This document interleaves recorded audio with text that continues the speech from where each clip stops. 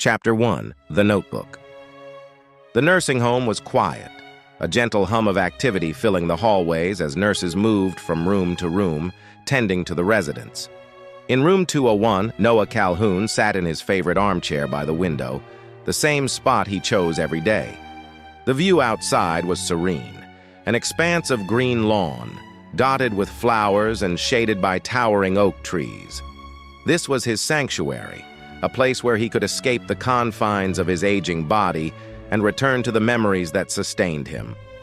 In his hands, he held a leather-bound notebook, its pages worn and creased from years of use. This notebook was his most prized possession, a treasure trove of memories that he read every day without fail. Across the room sat Miss Allie Nelson, a woman whose beauty had not faded with age, though time had softened her once vibrant features. Her eyes, a pale blue, often seemed distant, lost in a world that Noah could no longer reach. Noah opened the notebook, the familiar scent of aged paper filling the air. He glanced at Allie, who was watching him with a curious expression, as though she knew something important was about to happen but couldn't quite place it. He cleared his throat and began to read. Once upon a time, in a small town by the coast, there lived a boy named Noah and a girl named Allie. As he spoke, the words transported them back in time, to the summer of 1946, when they were young and the world was full of possibilities. Chapter 2: Summer of '46. Seabrook Island was a place where the sun always seemed to shine, where the days were long and lazy, and the nights were filled with the sound of the ocean's waves gently lapping against the shore. That summer, Noah Calhoun was just 18 years old, with the kind of youthful energy that made the world seem like it could be conquered. He was tall and strong, with broad shoulders and a smile that could light up a room. But despite his physical gifts, Noah was a simple boy, born and raised in Seabrook, with no grand ambitions beyond living a good life. Allie Nelson, on the other hand, was everything Noah was not. She was vibrant, sophisticated, and full of life. The daughter of a wealthy family, Allie was spending the summer in Seabrook with her parents, enjoying the freedom that came with being young and privileged. Her laughter was infectious, her spirit uncontainable, and from the moment Noah first saw her, he was smitten. They met at the local carnival, a whirl of lights and sounds that seemed to pulse with the energy of summer. Noah spotted Allie from across the crowded midway, her red hair catching the light of the Ferris wheel as she laughed with her friends. She was beautiful, the kind of girl who made heads turn, and Noah couldn't take his eyes off her. Summoning every ounce of courage, he approached her, offering a crooked smile that betrayed his nerves. "Would you like to dance?" he asked, his voice steady despite the butterflies in his stomach. Allie looked him over, intrigued by his confidence and the kindness in his eyes. "Why not?" she replied, taking his hand. They danced under the stars that night, the music from the band filling the air as they moved together, as if they had known each other forever. It was the beginning of something magical, something that would change both their lives. Chapter 3: A Summer to Remember. From that night on, Noah and Allie were inseparable. They spent their days exploring the island, swimming in the ocean, and talking about everything under the sun. Noah showed Allie the beauty of the simple life he led, taking her to the quiet spots he loved, like the old oak tree that stood tall on the edge of a secluded meadow. There, they would sit for hours, talking about their dreams and hopes for the future. Allie, in turn, opened Noah's eyes to the world beyond Seabrook. She talked about art and music, about the cities she had visited, and the possibilities that life held. She was a painter, with a passion for capturing the world around her on canvas, and she often brought Noah along on her excursions to find the perfect subject for her next piece. Their connection was undeniable, a bond that grew stronger with each passing day. They laughed, they argued, they challenged each other in ways that made them both better. It was a love that was pure and intense, the kind that only comes once in a lifetime. But as the summer drew to a close, reality began to intrude on their idyllic world. Allie's parents, who had watched the budding romance with growing concern, decided it was time to step in. They were not pleased with the idea of their daughter being involved with someone like Noah, someone who had little to offer in terms of wealth or social standing.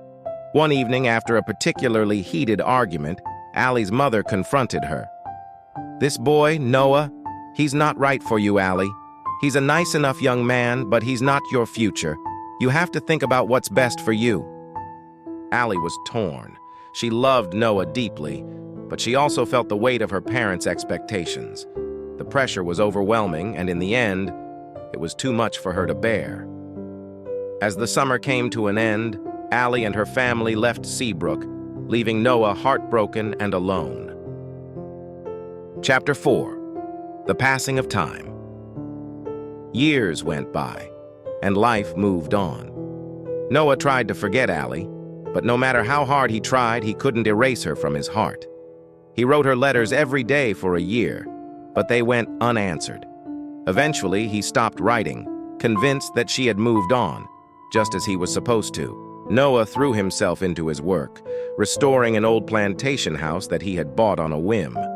The house was in ruins when he purchased it, but to Noah it was more than just a house. It was a symbol of the life he had once dreamed of building with Allie. He poured his heart and soul into the restoration, hoping that the physical labor would help him forget the love he had lost. But forgetting was impossible. Every room, every piece of wood he sanded down and restored, reminded him of her.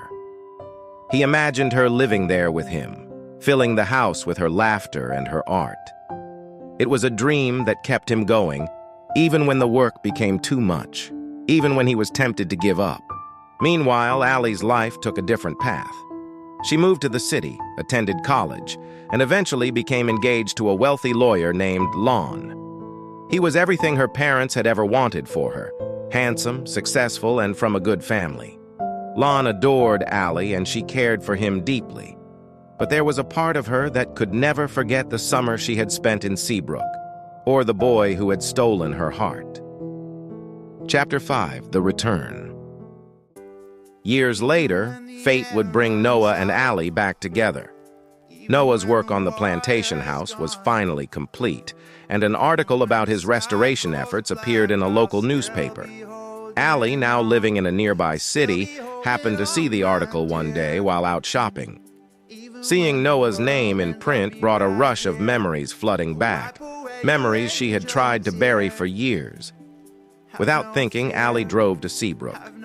She didn't know what she was hoping to find or what she would say when she saw Noah again, but she knew she had to see him. She had to know if the love they had shared all those years ago was still real or if it was just a figment of her imagination. When she arrived at the house, she found Noah on the front porch, painting the shutters. He looked up as she approached, and for a moment, they simply stared at each other, both of them too stunned to speak. Finally, Noah broke the silence. "Allie," he whispered, his voice full of emotion. "All this time," she said, her voice trembling, "you kept the house. You did all of this." "For you," Noah replied. "I never stopped loving you, Allie, not for a single day." Their reunion was bittersweet, filled with both joy and pain. They spent the next few days together, talking about their lives, their dreams, and what might have been. The love between them was as strong as ever, but they both knew that life had changed them, that the years apart had left their mark. Chapter 6. The Present. Back in the nursing home, the story Noah was reading to Allie was nearing its end. He paused, looking up to see if there was any sign of recognition in her eyes. For a moment, she seemed to remember, her eyes brightening as she looked at him. "Allie?" he asked softly. She smiled at him, a smile that was both familiar and heartbreaking. "Noah," she whispered, reaching out to touch his hand. "You're the boy from the story, aren't you?" "Yes," he replied, tears filling his eyes. "And you're the girl, my girl." They sat together in silence, holding hands as the sun set outside the window. For a brief, shining moment, Allie remembered everything: their love, their life together, the story they had shared. But as quickly as it had come, the memory began to fade, slipping away like sand through her fingers. Noah watched as the light in her eyes dimmed, as she once again retreated into the fog of her illness. His heart ached, but he knew that this was the way it had to be. Their love was stronger than any disease, stronger than time itself, but it could not stop the inevitable. Chapter 7: The Enduring Love. In the days that followed, Noah continued to read to Allie, even as her memory faded further. He read the story of their love again and again, hoping that each time it would bring her back to him, if only for a little while. The notebook became his lifeline, a way to keep their love alive in a world that was slowly taking her away from him. One night, after reading to her, Noah stayed by Allie's side, holding her hand as she slept. He was tired, more tired than he had ever been, but he didn't want to leave her. He closed his eyes, feeling the weight of the years pressing down on him, and drifted off to sleep. In the morning, the nurses found them together, still holding hands. Both had passed away in the night, peacefully, as if they had simply drifted off into a dream. They were together in death, just as they had been in life, and their love, the love that had endured so much, was finally at peace. Noah and Allie's story was one of love and loss, of joy and heartbreak.